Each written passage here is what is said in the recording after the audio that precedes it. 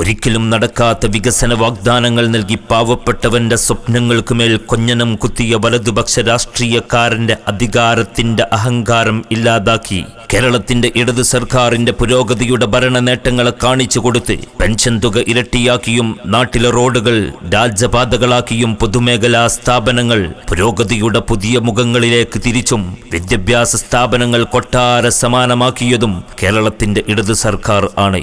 നമ്മുടെ നാടും ഒടുവിൽ നിന്ന് ഒന്നിലേക്ക് എത്തണം. അതിന് ഇടതുപക്ഷം വിജയിക്കണം.